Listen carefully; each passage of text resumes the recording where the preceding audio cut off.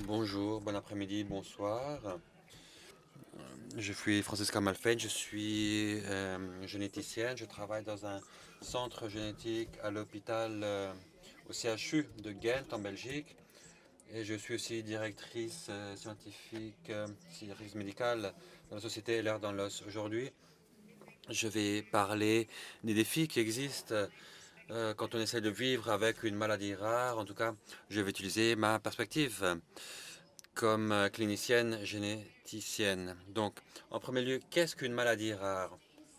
Aux États-Unis, une maladie rare est définie comme une maladie ou une pathologie qui affecte moins de 200 000 personnes. En Europe, c'est défini comme toute maladie ou pathologie qui affecte moins de une personne sur 2000. Donc ceci veut dire qu'une personne sur 10 aux États-Unis et en Europe doivent vivre avec une maladie rare, c'est-à-dire 30 millions d'Américains et 30 millions d'Européens qui vivent avec une maladie rare, c'est-à-dire 6 à 10% de la population mondiale. Il y a entre 6 000 et 8 000 maladies rares et chaque année, il y a 250 nouvelles maladies qui sont identifiées. 95% de ces maladies n'ont pas un traitement qui a été approuvé par l'Agence du médicament des États-Unis, la FDA. 80% des maladies sont d'ordre génétique, 65% ont des manifestations cliniques qui débilitent, qui fragilisent. 50% des personnes qui vivent avec une maladie rare sont des enfants et 30% des enfants qui ont une maladie rare n'arriveront pas à leur 5e anniversaire. Et on peut dire aussi qu'une personne sur 5 connaît personnellement quelqu'un qui a une maladie rare. Nous arrivons donc à mettre le mot rare dans un certain contexte. Quelques faits maintenant sur les maladies rares. Certaines maladies commencent à l'enfance, pendant l'enfance, d'autres à l'âge adulte. Certaines maladies sont visibles, d'autres ne le sont pas. Beaucoup de maladies rares sont complexes avec une implication multisystémique et qui débouchent dans différents types de besoins en termes de santé. Certaines maladies sont chroniques et d'autres fois, elles représentent un danger pour la vie. Ici, vous pouvez voir les différents organes et systèmes qui peuvent être impliqués dans les syndromes de l'air dans l'os. Des fois, des personnes ont des problèmes ophtalmologiques, musculosquelettiques, des anomalies dermatologiques, des problèmes cardiovasculaires, des problèmes digestifs ou des problèmes urinaires et aussi beaucoup d'autres symptômes et manifestations. Ce sont donc des maladies multisystémiques et complexes. Non seulement ces maladies rares ont un impact physique sur les personnes, il y a aussi des impacts émotifs, pratiques, psychosociaux et financiers sur les personnes, mais également sur toute la famille. D'habitude, recevoir un diagnostic d'une maladie rare est quelque chose de long et de complexe. En principe, cela prend 7,6 années pour un patient moyen de recevoir le diagnostic d'une maladie rare aux États-Unis. Et d'ailleurs, certaines études ont montré que pour le syndrome d'Ehlers dans l'os, cela peut prendre encore davantage de temps. En moyenne, il faut 8 médecins pour arriver au bon diagnostic. Le patient moyen a en général 2 ou 3 faux diagnostics avant d'arriver au bon diagnostic et seulement 45% des patients ont une assurance maladie qui va couvrir leurs frais. Et moins de 50% des personnes qui ont une maladie qui a été soupçonnée reçoivent un bon diagnostic moléculaire. Donc évidemment, c'est vrai que cela a un impact sur l'état émotionnel et financier des personnes, non seulement sur leur santé. Pour les patients du syndrome d'Ehlers dans l'os, le diagnostic peut être envisagé par différents prestataires de soins. Nous avons les rhumatologues, les pédiatres, les kinésithérapeutes, les gastroentérologues, les pneumologues, les médecins traitants, les dermatologues, les chirurgiens orthopédiques, les cardiologues, etc. Mais des fois, aucun de ces spécialistes n'arrive à soupçonner qu'il s'agit d'un syndrome d'Ehlers-Danlos. Et c'est des fois les patients qui arrivent à trouver le diagnostic ou le médecin traitant qui connaît bien son patient, et des fois à travers Google. Donc c'est vrai qu'il y a beaucoup de faux diagnostics, mais chez les enfants, par exemple, avec un type classique de SED ou un type vasculaire, où il y a beaucoup de contusions, beaucoup de cicatrices, c'est vrai que des gens vont pouvoir penser à une maltraitance des enfants. Et des fois, si on n'arrive pas à mettre ça dans le bon contexte, euh, les docteurs vont dire que ces personnes ont des problèmes psychologiques ou autres, alors qu'il y a beaucoup d'autres obstacles. Bon, il faut vraiment, on voit, un médecin qui soit intelligent pour faire que toutes ces pièces s'emboîtent pour arriver au bon diagnostic, et ce n'est pas évident d'arriver au bon traitement. Lorsqu'on recherche un diagnostic moléculaire d'une maladie rare, et notamment pour le syndrome d'Ehlers-Danlos, eh bien ce n'est pas facile. Actuellement, il y a 14 sous-types cliniques de syndrome d'Ehlers-Danlos, mais il y a déjà 20 gènes qui sont impliqués dans la pathogénèse du SED, et nous savons que tous les gènes n'ont pas encore été découverts. Donc avec le temps, nous sommes sûrs qu'il y a des gènes supplémentaires qui seront identifiés pour le SED. C'est déjà donc un départ qui est difficile. Lorsque nous réalisons des analyses moléculaires pour ces maladies rares au laboratoire, nous utilisons une technologie de séquençage de dernière génération. Je ne vais pas entrer dans les détails, mais en général, il y a 3 possibilités utilisées en laboratoire. La première, c'est le séquençage de tout le génome. En deuxième lieu, il y a le séquençage de tout l'exome. Et finalement, il y a le séquençage d'un panel de gènes, un panel ciblé. Donc, je vais maintenant vous donner quelques informations sur le génome et notre ADN pour que vous puissiez comprendre ces différentes techniques. Pour ceux d'entre vous qui avaient vu la dernière présentation sur les variantes de signification inconnue, à ce moment-là, j'ai expliqué que dans notre génome, seulement 2% des codes du génome codent des protéines. Ces 2% sont appelés les gènes, on fait référence à ces 2% comme les gènes, ou l'exome. Et pour le 98% restant, ce sont des gènes poubelles, on l'appelle comme ça, ils ne vont pas coder des protéines. Je dois dire que nous ne connaissons pas exactement les fonctions qu'a cet ADN poubelle. Lorsque nous faisons des séquençages de tout le génome, eh bien, ici, c'est comme si on comparait ceci à l'orange. Le génome complet, c'est l'orange, mais nous pouvons aussi extraire les 2% des gènes qui codent les protéines, donc cette tranche ici de l'orange, et c'est ce qu'on appelle le séquençage de l'exome entier. Nous allons donc extraire les 20 ou 21 000 gènes qui codent les protéines, et c'est sur les gènes que nous allons observer. Ce que nous pouvons faire également, c'est faire une analyse ciblée d'un panel de gènes, et ça veut dire qu'à partir de cet exome, nous allons filtrer seulement les gènes qui sont associés à certaines maladies, par exemple les 20 gènes associés au syndrome d'Ehlers-Danlos. C'est donc un séquençage ciblé.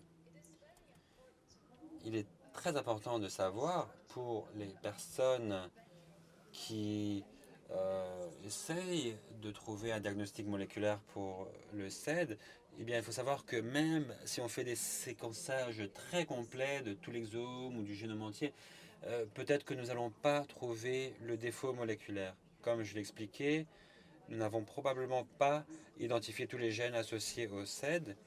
Et par exemple, pour le SED hypermobile, nous le savons, c'est un très bel exemple de ceci. Nous n'avons pas tout identifié.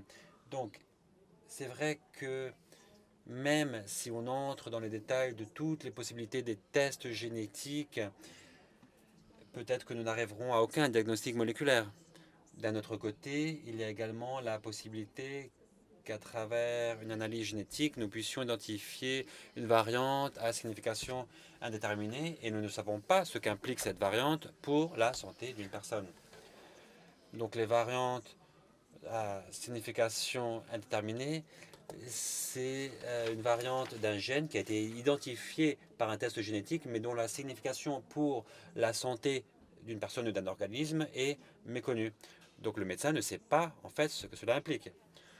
Tel que j'ai expliqué ce matin, lorsque le laboratoire trouve une variante à signification inconnue ou indéterminée, il est possible qu'il y ait un besoin de poursuivre avec les études pour comprendre la signification de cette variante. Il faudra peut-être faire des analyses de famille pour voir si un enfant a hérité ce gène à variante de signification indéterminée d'un des membres de la famille, ou nous pouvons faire des biopsies cutanées pour trouver la protéine ou faire des microscopies électroniques et voir l'organisation du collagène dans la peau. Des fois, il y a aussi des analyses urinaires qui peuvent être faites pour certains types de syndrome d'Ehlers dans l'os. Mais pour certaines variantes de signification indéterminée, il n'y a pas d'études qui vont nous permettre d'arriver à la bonne réponse pour savoir si c'est un gène pathogène ou pas. Ceci donc amène à beaucoup d'incertitudes souvent et de frustration, aussi bien pour le patient que pour le médecin. Autre chose qui est important lorsqu'on réalise des tests moléculaire, notamment pour le séquençage du génome entier ou de l'exome entier, c'est la possibilité d'avoir des résultats secondaires. Ces résultats secondaires sont des variantes génétiques qui n'ont pas trait à la raison originale pour laquelle nous avons fait les tests génétiques. Par exemple, l'identification d'une variation pathogénique ou une variante dans un gène, le gène BRCA1, qui est associé à un risque de cancer du sein ou des ovaires, alors qu'on est en train de chercher le type de syndrome d'Ehlers dans l'os qu'on peut avoir. Donc il faut savoir cette possibilité. Lorsqu'on commence à faire un test par séquençage du génome, on pourrait trouver d'autres pathologies dans nos gènes et il est important de parler avec le généticien pour savoir si on veut qu'on nous informe de ces nouvelles découvertes. Sinon, ça serait évidemment une surprise très importante. Il est important aussi qu'il y ait des bonnes périodes de conseils avant les tests génétiques et après. En premier lieu, par rapport aux attentes, comme je l'expliquais, tous ces séquençages de génome entier, exome entier, de panel de gènes ciblés ne nous permet pas toujours de trouver les défauts moléculaires et ceci peut être associé avec un niveau de frustration élevé. Il est aussi important que les patients et les familles qui entament ce processus comprennent la complexité des analyses génétiques et qu'ils comprennent les résultats génétiques. Quelle est la différence entre les variantes pathogéniques par rapport aux variantes à signification inconnue? Quelle est la signification des résultats primaires, mais aussi les possibles résultats secondaires ou les résultats qu'on découvre par hasard? Donc, quand on ne découvre rien, il faut aussi expliquer les résultats aux membres de la famille et à notre entourage. Des fois, nous savons que ça peut être compliqué à faire pour les patients. Lorsqu'un diagnostic est confirmé d'un point de vue moléculaire ou pas, le fait de recevoir ce diagnostic n'est pas la même chose que recevoir de l'aide en soi. En premier lieu, il n'y a aucun traitement approuvé par la FDA, l'Agence du médicament des États-Unis, donc aucun traitement pour les types de syndrome d'Ehlers dans l'os. Tous les types ne sont pas des maladies systémiques. Et il y a différents domaines du système de santé auxquels on peut avoir recours. Bien sûr, il faut savoir que l'expertise dans certains domaines concrets n'est pas disponible près de nous, ni dans notre pays, et les personnes doivent aller chercher cette expertise au-delà de leurs frontières, des frontières de leur pays. Souvent, les patients touchés, les parents et les fournisseurs de soins, les prestataires de soins de ces personnes, le personnel soignant, eh bien, ils voient que c'est à eux de savoir quelles sont les étapes suivantes après le diagnostic. Ce souvent est associé à un sens de l'isolement et ça peut aussi amener un certain niveau d'anxiété, de dépression ou un épuisement. Une fois qu'un diagnostic de maladie rare a été réalisé, il y a toujours une période d'ajustement. En premier d'un point de vue émotionnel, mais ceci est également associé avec la recherche d'informations pour en savoir davantage. Il est clair que les parents, les familles, le personnel soignant souhaitent avoir des informations concrètes concernant le diagnostic, mais aussi sur les systèmes de soutien qui sont disponibles dans leur propre communauté et comment avoir accès à ce soutien.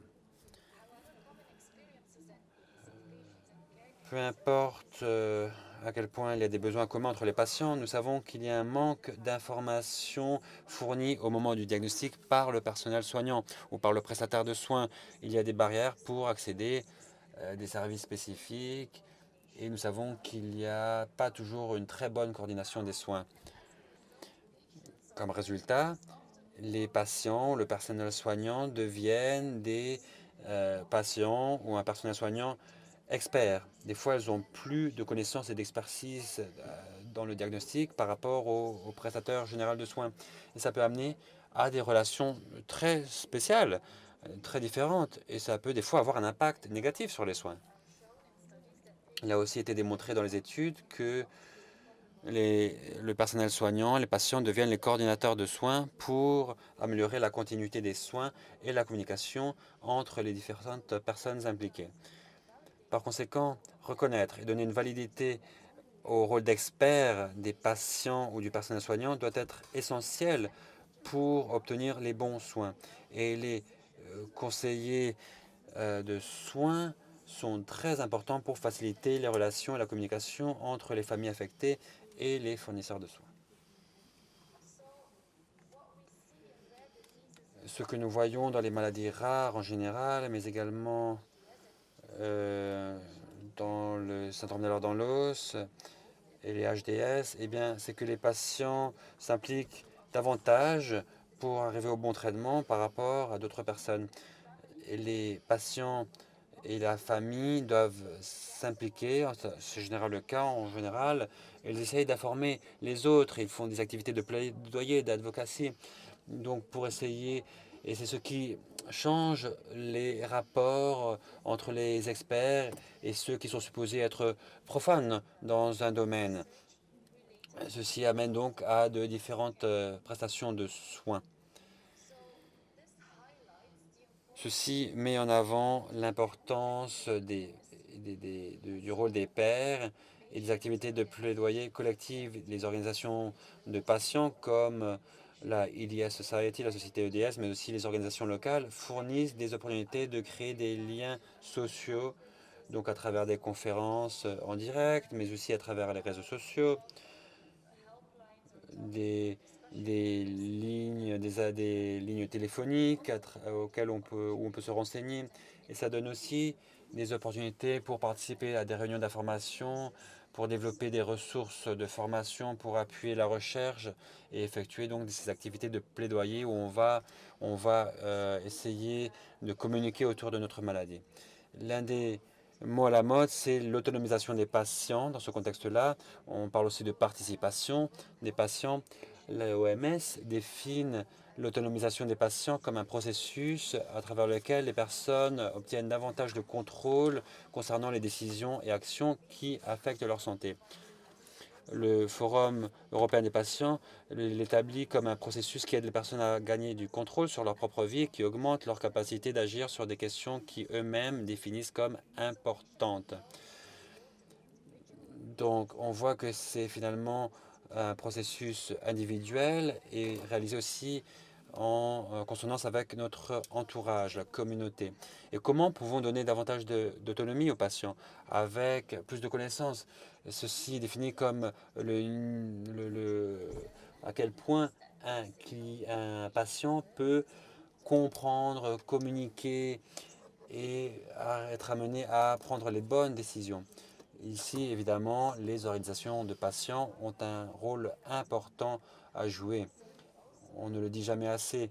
Ces organisations aident aussi à transmettre les connaissances, à former aussi bien les patients que les médecins et en renforçant les capacités des personnes, en leur donnant une certaine union.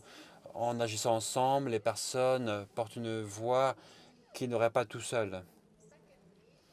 En deuxième lieu, des prises de décision partagées.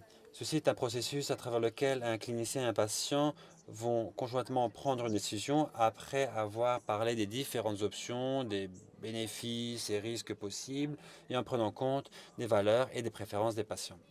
En troisième lieu, les patients peuvent gagner en autonomie en essayant d'appuyer le traitement personnel. C'est la possibilité du patient d'aborder tous les aspects qu'impliquent les maladies chroniques, comme les traitements, les conséquences physiques et sociales et les changements dans leur style de vie. Bien sûr, pour être effectif, il faut que ça soit basé sur une approche coordonnée et une participation proactive des médecins, patients et personnels soignants, ainsi que les organisations de santé. Il y a différentes organisations qui essaient d'améliorer la vie des personnes qui souffrent d'une maladie rare. Je vais vous donner un exemple. Ici en Europe, il y a les réseaux de référence, les réseaux européens de référence. Ce sont des réseaux virtuels où participent différents réseaux de fournisseurs de soins. Ils essayent de faciliter les discussions sur les maladies rares et des pathologies qui exigent des traitements très spécialisés et des connaissances et ressources spécifiques. Pour le syndrome d'Ehlers-Danlos, il y a 3 réseaux qui sont très importants. Le premier est ERN. C'est le réseau pour les maladies musculosquelettiques et du tissu conjonctif rares et complexes. Et il y a VASERN, c'est le réseau pour les maladies vasculaires rares, où d'ailleurs est couvert le syndrome d'Ehlers-Danlos vasculaire. Et pour ceux qui sont en Europe, je vous recommande de jeter un coup d'œil sur ces liens, les liens de ces réseaux, car il y a beaucoup d'informations disponibles. Puis, il est clair également que la société d'Ehlers-Danlos, la EDS Society, est très active pour essayer d'améliorer l'autonomie des patients et pour faciliter les informations, faciliter la communication entre patients et médecins. Par exemple, l'organisation fournit des informations sur son site web à travers des webinaires, des conférences. Il y a aussi des groupes de soutien virtuels, la ligne téléphonique de soutien. Il y a une newsletter et un magazine électronique. Ils sont très actifs aussi pour former les prestataires de soins et les patients grâce au programme ECHO. La société est également très active en essayant d'encourager la recherche en SED et HSD, les troubles du spectre de l'hypermobilité. Il donne aussi des micro-subventions. Nous savons également qu'il y a beaucoup d'interactions entre la société Ehlers-Danlos et le consortium international de SED et HDS, et il facilite la communication entre les patients, les spécialistes et le monde scientifique et de la recherche. Sur ce, j'aimerais vous remercier pour votre attention et ce sera un plaisir de répondre à vos questions. Merci.